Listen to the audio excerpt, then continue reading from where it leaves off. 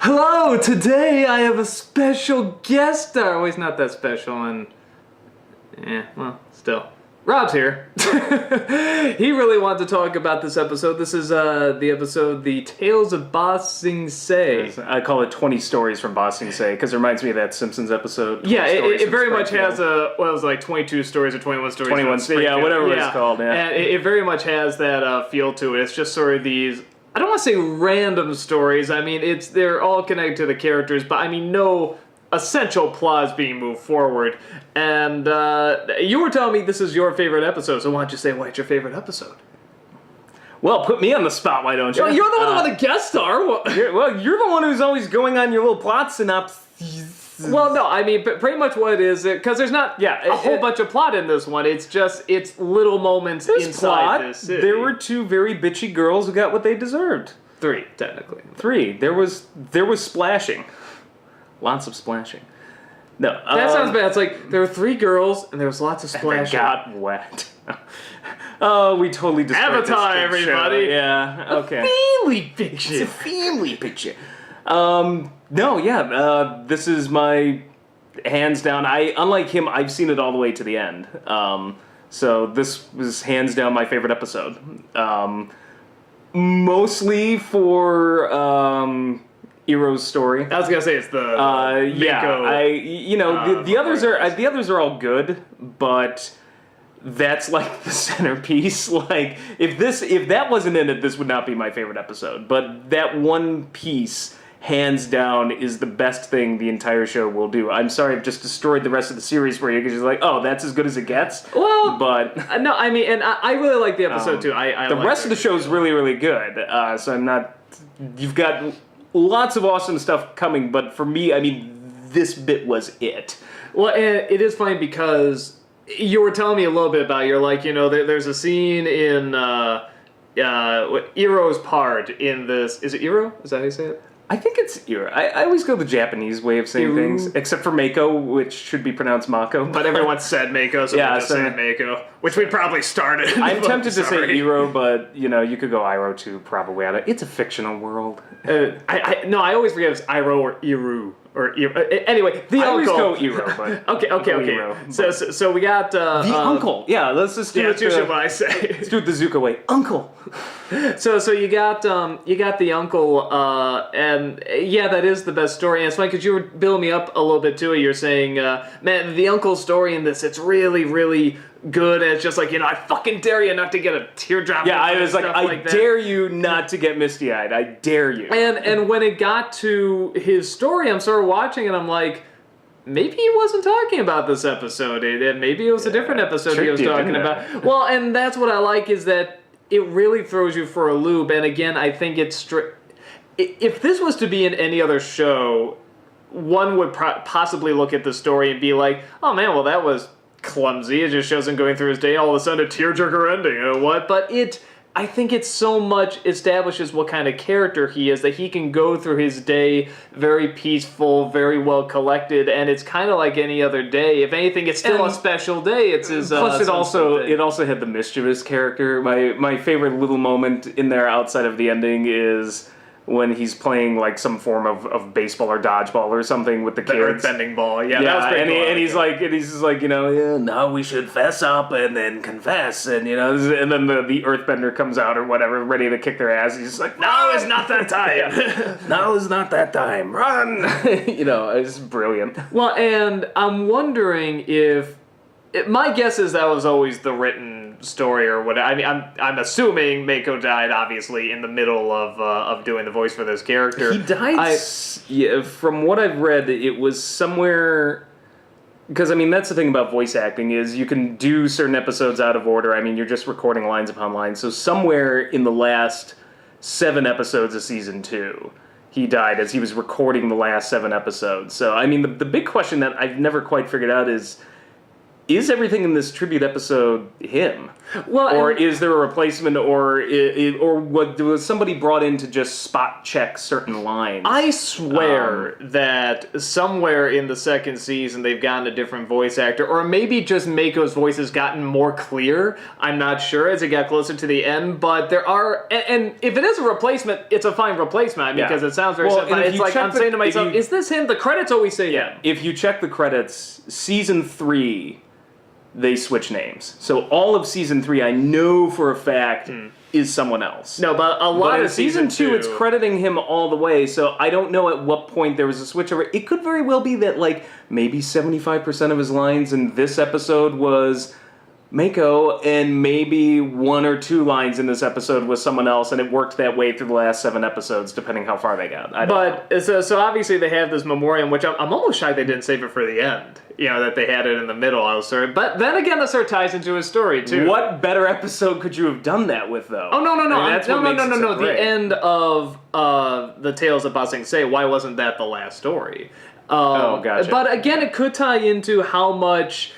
You know, with him, he's just sort of going along his everyday life, very cheerful, and then he goes to this memorial, or he sets up this memorial for his son and sings the song. I love that song, they sings that child comes in again, singing it to his son. I thought that was very effective. So at first I was kind of like, why didn't I save that for the end? And then when I really thought about the story and it was all said and done, I'm like, no, that works. You know, because for the end would kind of be the cliche, or having a whole episode where he's just thinking of the son passing and nothing else would be cliched. I think what they did really tied in with the character who's sort of an all-encompassing character. I think you're hitting on part of it. I mean, there's 2 separate things. One, if you saved it for the end, what a downer. I mean... Well, no, we just had the little lemur going...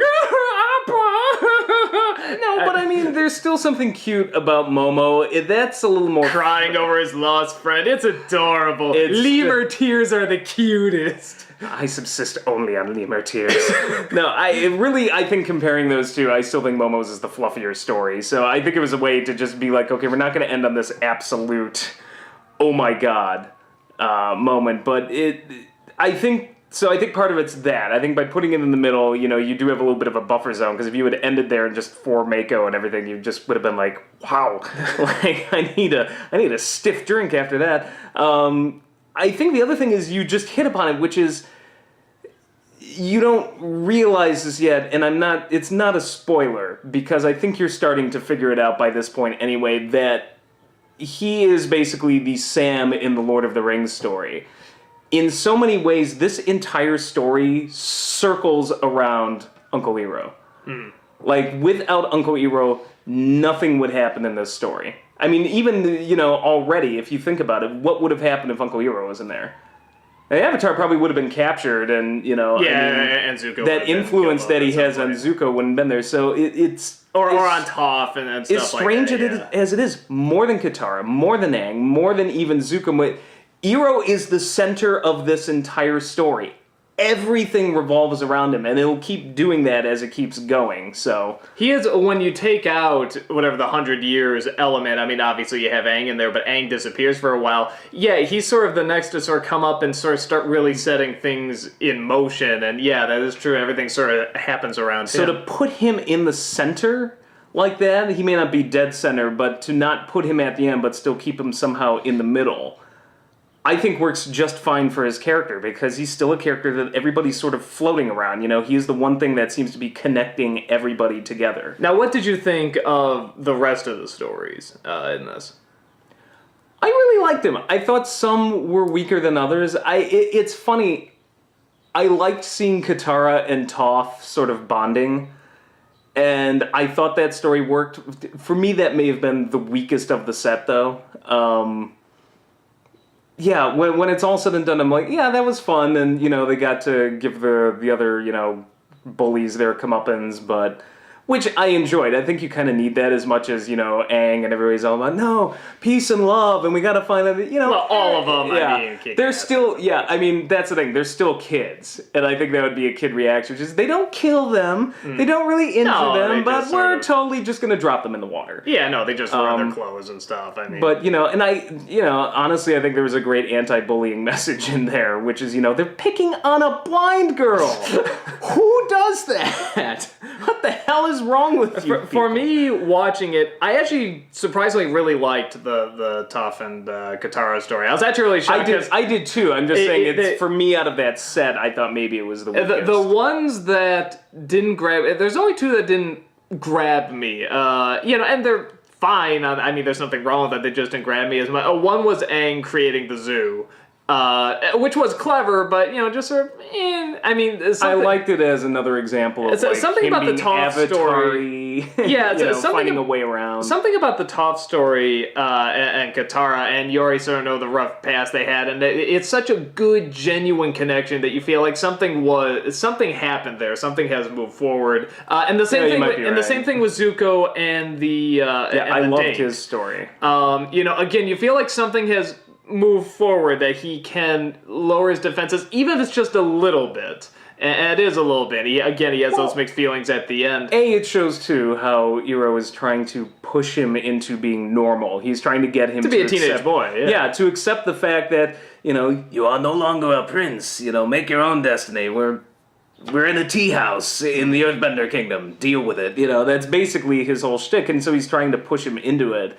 But I liked his story because you could see Zuko trying, and he sort of comes so close, maybe I can just have a normal life. Dear God, maybe all I want is a normal life. It does to pass on. Yeah, and this is the whole theme, I think, of this season, is Zuko trying to come to terms with, maybe I can give up trying to please my father, trying to, be the royal past prince. His shame.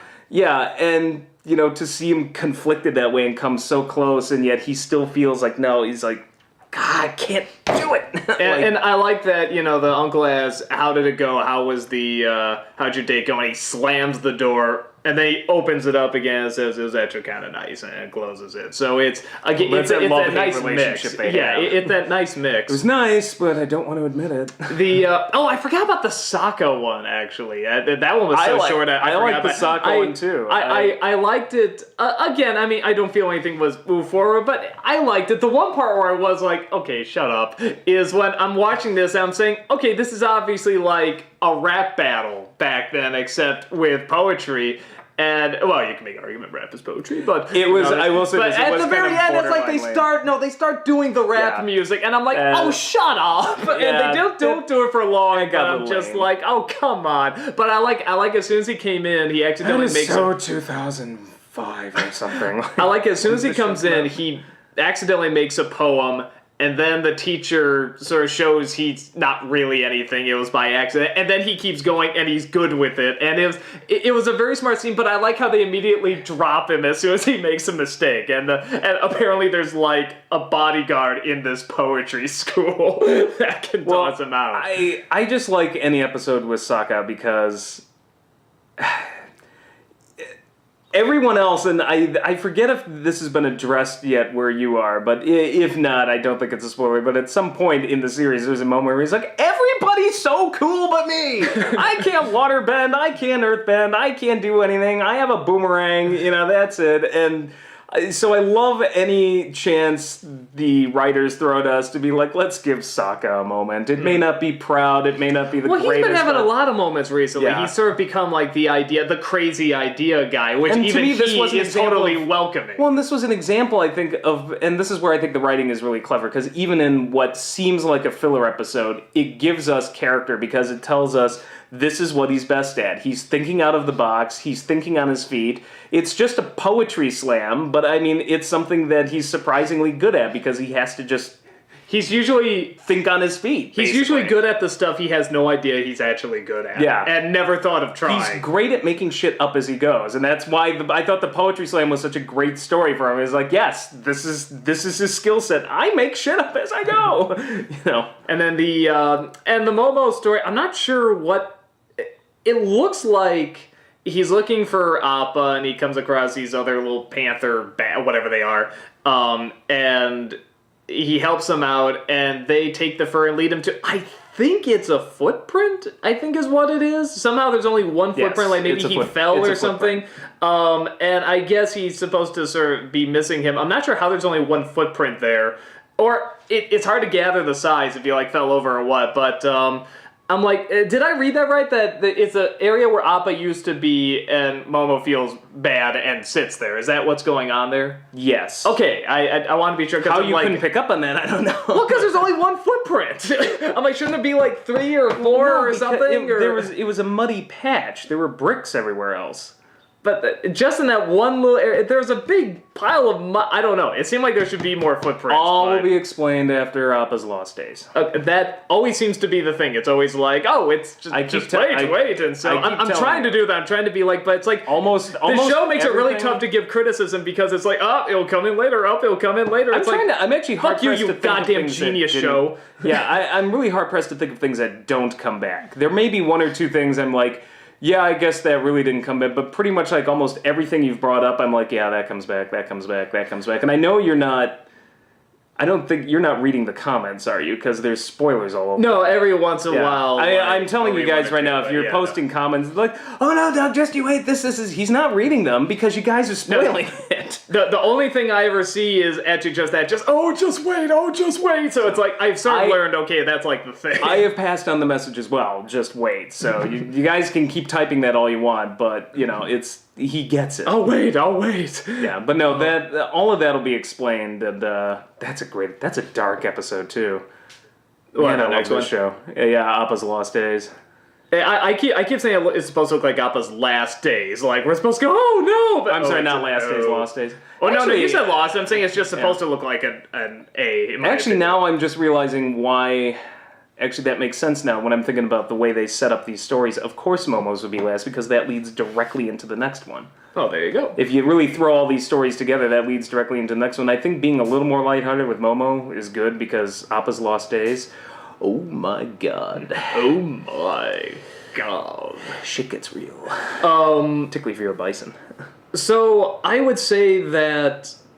and a lot of these episodes, I sort of talk about filler episodes, but I don't talk them in bad ways. I say filler can be good if it really is furthering character, not necessarily has to further I'll say this, if we're plot. declaring this a filler episode, it may be the greatest filler episode of anything I've ever seen in my entire life. I'm saying that this really does... I'm saying that they're not only not bad, but a lot of times they're essential. And I don't know if I necessarily call this...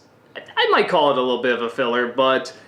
Again, we just need those moments for characters to relax. I mean, this is why something like the Star Trek works so much better as, like, a show that does a movie, which, I mean, there's a lot of good movies, but, like, you compare Next Generation, the show, to the movies, it's like, Next Generation, you can just have an episode about Troy or Worf or something like that. You can have the characters just breathe, and you really need that in order to want to follow them. I think this was a good example of just letting the characters breathe and find out stuff about them you wouldn't have known before. Like I said, the thing with Toph, I will argue, I never would have really thought about.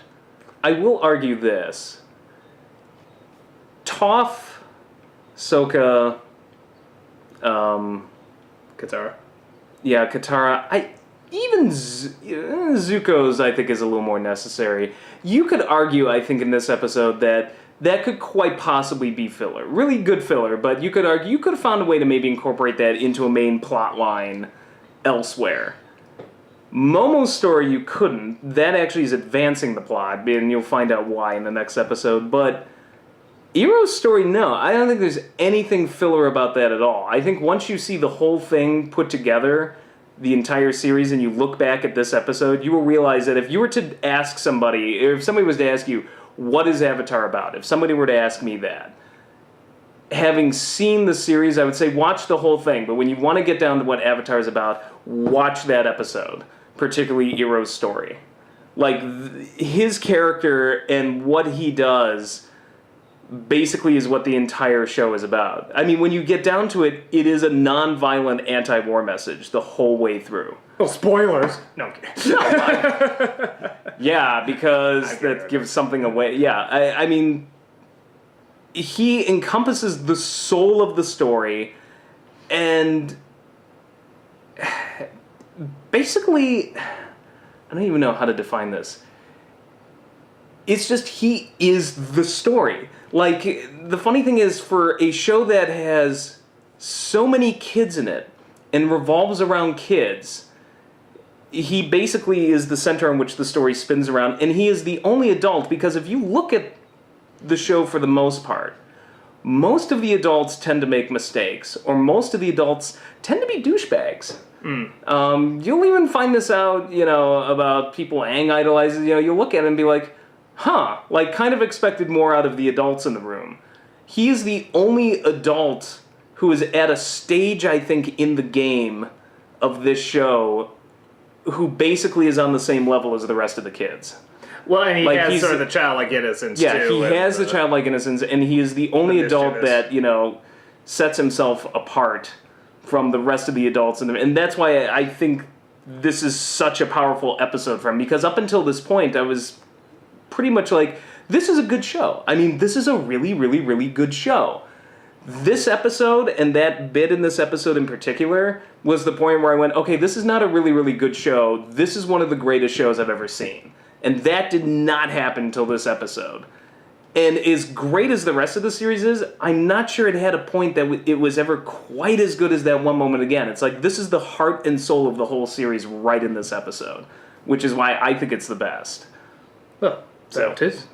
So, there it is, another really good episode, even a great episode right there. And if there's any more episodes that Rob wants to come in and get you all to cry at, he will return. I don't know, what are you reviewing next? What was it? The Lost Appa, what's it called? Appa's Lost Days. Appa's Lost Days, yes. That'll be the next one. You never studied.